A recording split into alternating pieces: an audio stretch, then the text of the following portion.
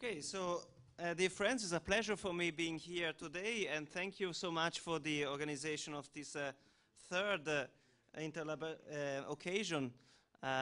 So I have the pleasure of having been a guest for all three occasions. It has always been a pleasure to talk here. What I'm going to talk about today is a way to replace democracy in my opinion, when we have to take collective group decisions by still maintaining the fundamental element in the natural order and in spontaneous transactions, which is, in my opinion, the element of the consent. And let me stress the difference between consent and consensus in English. So in the consent, you don't have this active support that is required under the concept of consensus. So I'm going to talk about what is called sociocracy, which is a managing system. Actually is rather more than simply a decision-taking mechanism, is even a kind of corporate governance that you can use in any kind of organization, for-profit and not-for-profit ones. But today I'm going to limit myself onto the pure decision-making mechanism. Sociocracy is a system that was born in Holland about 40 years ago, founded by an electrical engineer in Rotterdam called Gerard Endenburg. And basically, it doesn't have libertarian origins, and but by going deeper into this system, I find out that, in my opinion, we have a lot of consistencies between the natural order, so Jews naturalism, property rights, the paramount role played by the individual and his private property, and the way decisions are taken under this system. So let me just be clear how it functions.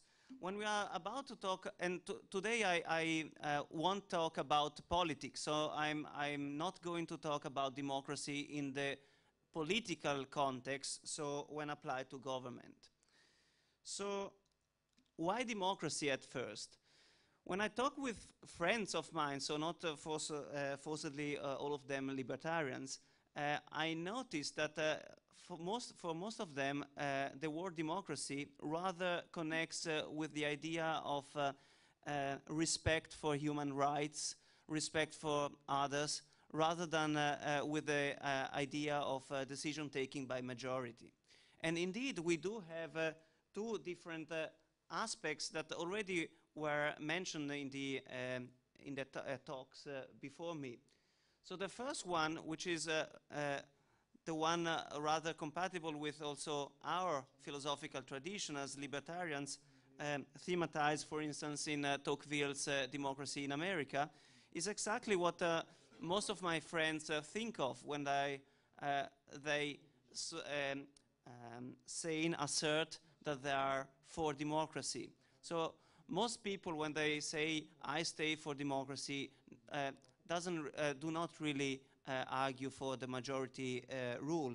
They rather say, I stay for human rights and for the respect of other peoples. And then we have the well-known system, decision-taking by majority. So now let me stress, before going deeper into the first point, which is the one that interests us today, that even Rousseau didn't think of democracy as a kind of plebiscite like we are used to see nowadays, so in huge national states with millions of people call to put their ballots and decide. And Rousseau himself was rather thinking of small groups. But small groups actually should better decide not by majority and rather with other systems. So, and let me jump one slide and then I will go back. And let me just say what I think with small groups deciding with other system rather than by majority. Just take a group of friends deciding what to do on a normal Saturday night. So normally, no such group of friends decides democratically in the sense of vote by majority. So normally you can, by personal experience, I hope for you also, like it's the case for me, so normally such a group of friends in the Saturday afternoon, when it's about to decide what to do in the evening, in the Saturday night, could start talking about several proposals, several possibilities. Maybe one individual says, well, we could go to restaurant B, and the other one says, I know also restaurant A, that's a good restaurant, and then several alternatives pop up. In this phase, you normally also have a kind of brainstorming about the possible alternatives. You do have also the possibility to go deeper into knowing the different alternatives without forcibly judging them. So you rather would like to understand what restaurant B is like, so what the prices are, what kind of dishes you can find, and things like that. And then the tilting point, the pivotal point is normally in every group you do have a natural leader. So you mostly know the theory about the elites written by people like Mosca, Vilfredo Pareto, and so on. It is quite natural to have leaders in groups, because it's also quite practical to have a leader. It shouldn't be necessarily an authoritarian leader. It's simply somebody who likes and can take a little bit the lead of the group and bring things forward. So after this brainstorming phase, we are still talking about the group of friends deciding what to do at the Saturday night.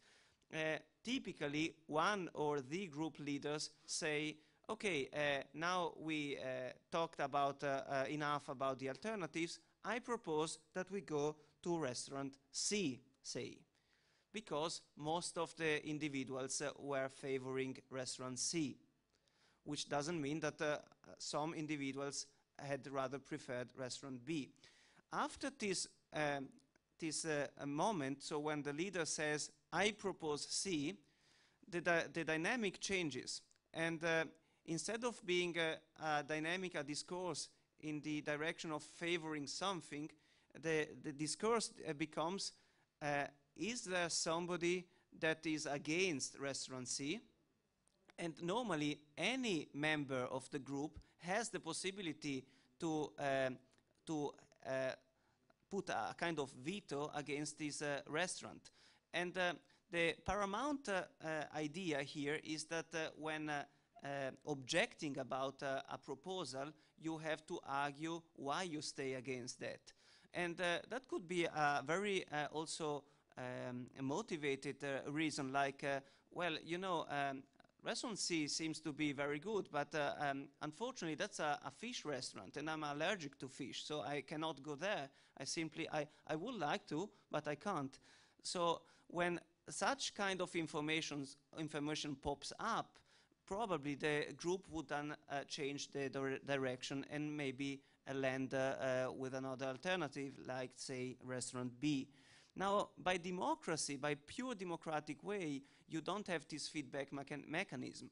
You can hope that somebody says, well, I cannot go to restaurant C because of my allergy, or because my illness, or because of a really motivated reason, but nevertheless, inside of the institution of democratic vote by majority, you still could end with having, say, 9 people favoring restaurant C and just 1 against that. And that would be a very large majority of 90% deciding for this restaurant. So I think that this is really common experience, especially in small groups.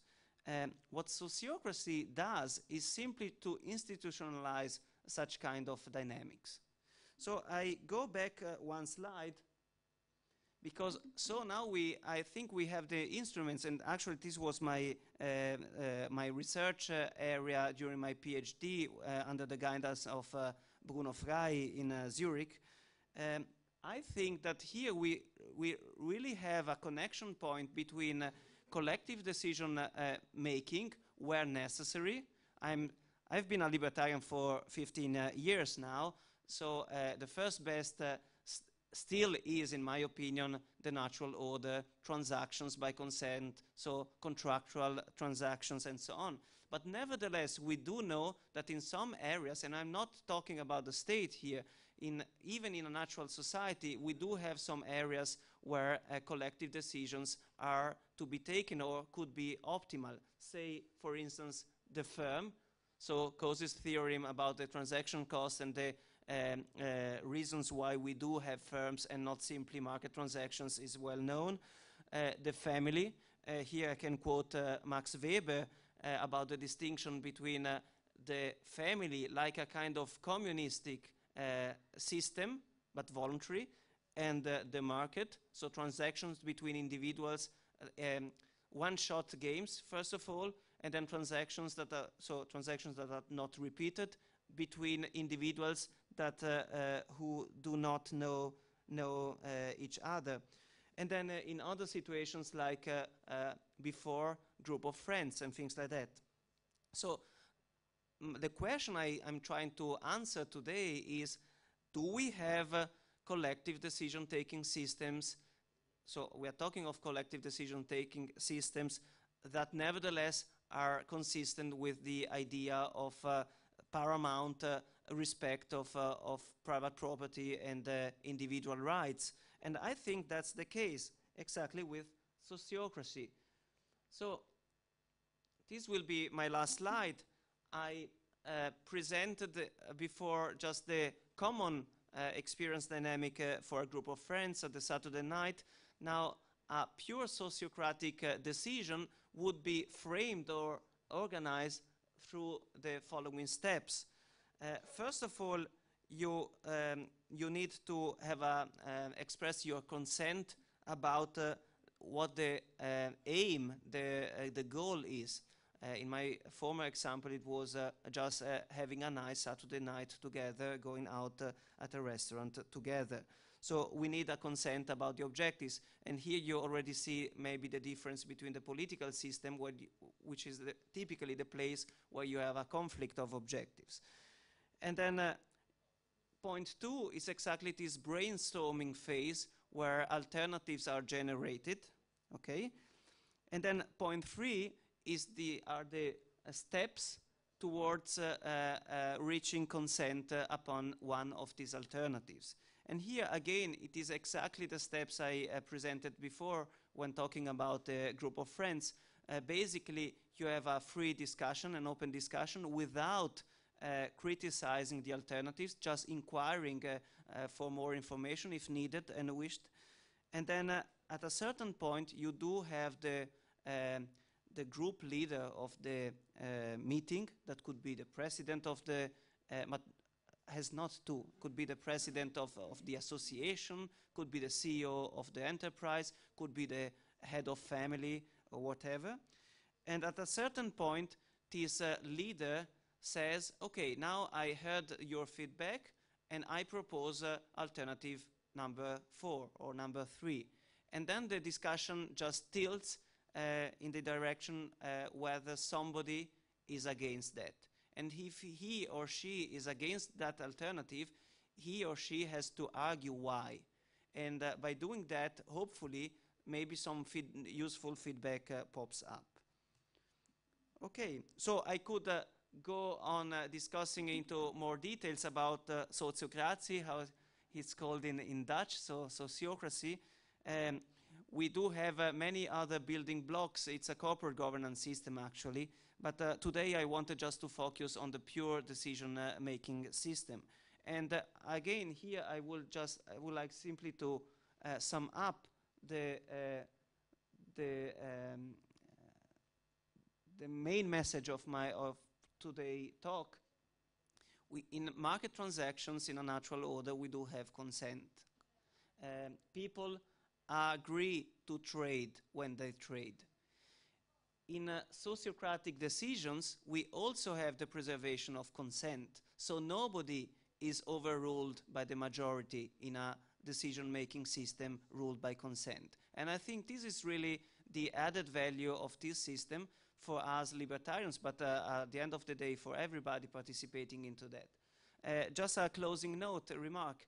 I used Sociocracy for 10 years now in Zurich with a student association. It worked really, really well. We never had to take a decision by majority. So by discussing and so on, it was clear what at the end of the day what the better decision to, the best decision to take. And that helped also to build a very good atmosphere, so a feeling within the group, because everybody was really feeling to be considered by the others. Okay, thank you for your attention.